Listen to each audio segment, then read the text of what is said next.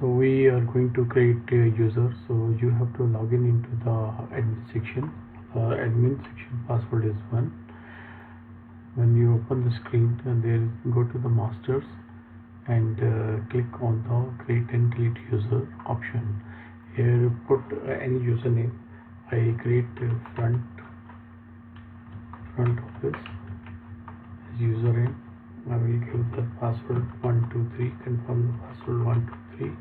I will assign roles to the front office and click on new user. New user will be created when I logged out from the exit from the screen. Okay, again I log in. I will again log in to the front office. I just put the front office and put the password 123. Okay, only the front office screen will open.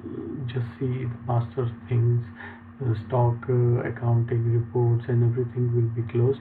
Only you can do appointments, you can do take advance payment, packages payment, and do billing, SMS, payroll. All the options will be open for you, which is essential for the front office. This is how you can create your multiple users in the software. So the same way you can delete the user also. Just click on the software icon and go to the admin section.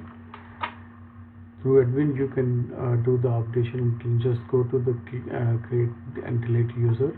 If you want to delete some username, just type the username front office.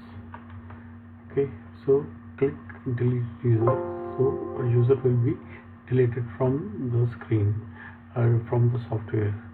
Okay, this is how you can do the update and you can create and delete the user. Thank you.